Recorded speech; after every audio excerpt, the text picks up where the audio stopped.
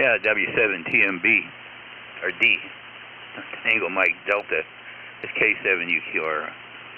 Real good, everybody. Good morning to Bob down there, and Lysander, and Jerry. I can't really copy you, Jerry. I'm sorry. I can hear you in there. That's about it. And Bob, fine on your hex beam. Yeah, this is kind of, got to wait till winter to work on antennas, that's for sure. That's why it took me so long to get my new antennas and stuff up. I didn't, that's fair weather projects on for me anyhow. Well, listen, Vern, break down, open up that wallet, and buy that M90 microphone from Yaesu. You'll never be happy. You'll never go back.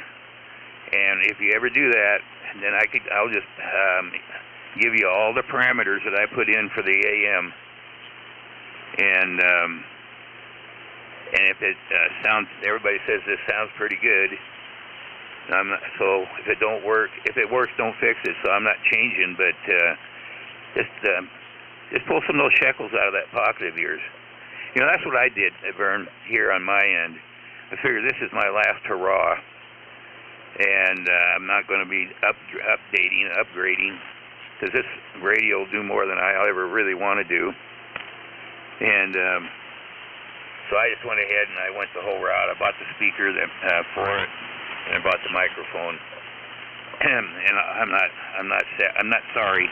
My wallet is, but I'm not. Real good, John, on your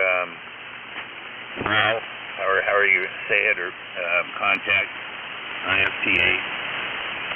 That's real good on 40 meters.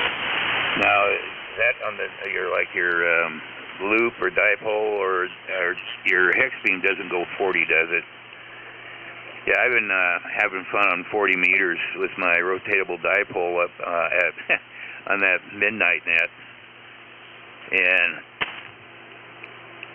I have quite a few people. There was, and it's really open, that time of night it's open up to the Western Pacific, you know, but there was a guy in the Canary Islands, was on there the other night.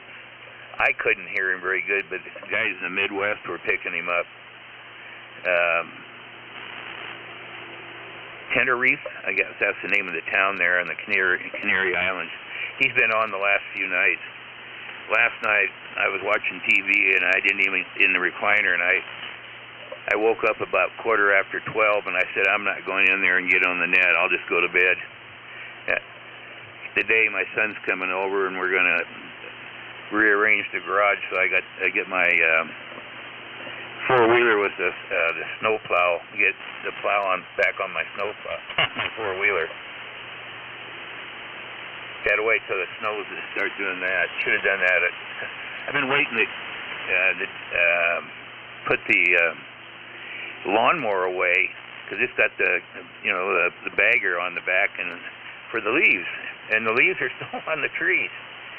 Hardly any leaves have dropped over here, and yeah, it's supposed to get down. It was supposed to get down to between 15 and 18, but they revamped that now. It's supposed to get down in the low 20s in the next few days, and that should pop off some of those leaves pretty fast. Well, back over to you there, John, the FT8 guy. That's one thing too, that this FTDX10, they sent out a little brochure or with it in telling how to. They made some modifications in the newest software on the thing, and for FT8, FTD8 to FT8. Got too many D's and F's and F's. But it's supposed to really be, they tell you how to set stuff up for FT8 on it. So if I ever decide to go that route, I know you sent me that link to the free software. Maybe it's not free or whatever, but you should download it in your computer so you can work FT8. K7RLD to take it, K7UQR. All right, Chuck. Very good. K7UQR, K7RLD. Well, I don't even know if you need it with that FTDX10. It may decode that, and you don't even need it. I don't know that, but it is free software. WSJT-X, I believe it is. And when you've got that 40-meter dipole, that rotatable dipole, and you point it down there towards the southwest, and I'm sure you'll hear those guys. They're on 7056. But if nothing else, you just download the software, and you'll have to set it up for the FTDX10. Probably have to have some cable, but I can't tell you really a whole lot more about it. But just to see what it's all about. You don't have to transmit, just decode and see what it's all about. And if you think you want to jump in, then you set the transmitter up and away you go. But with that rotatable dipole, you ought to do great. And it's something else to do, Chuck. Something else to do. Boy, I'd love to have a rotatable dipole here. But my tower will not, even if I put one up, I don't have enough clearance for all the trees. It would just hit the trees. So unless I go to 100 feet, I don't think I'll be in that, ever in that realm. Maybe I could get a trap dipole. I mean, big traps. But anyway, we're coming through pretty well this morning, about S7. Of course, that area of the world does come in pretty good on 40 meters in the early morning and around sunup. You usually always hear Japan or the Philippines, a lot of Indonesians, where they speak in some language that just sounds so garbled. God. But they speak pretty good English also. Well, let's see. You were talking about the 303. Well, I got rid of my 303 too, Chuck. And the guy who has it just absolutely loves it. He teamed his with a Hammerland HX50. And he just gushes about it. There was something wrong with the 15-meter band in the receive. Something was done in there. I think I had it open because I had to fix the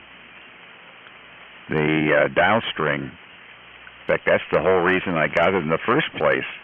It was given to me, but the guy just he didn't feel he could get the dial string strung, and he wasn't using it anymore, so he just gave it to me. And put the new dial string in it, and I used it on 160 for quite a while. It's a really good receiver. But he is happy, and I'm happy. I got to go up and meet him, and sold him the National. But I painted it. It looked pretty bad when I got it. But had a perfect match on paint. In fact, I gave some of that to Gary, and I think he matched it up pretty well with what he got from you, and I think that worked out pretty well, Gary. I'm glad that worked. And Tom, okay on acquiring some more stuff? Yeah, we can't have enough stuff.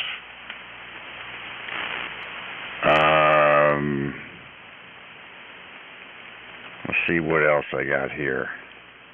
Bob, congratulations. Glad you got the hex beam. Boy, mine is, I went out there and looked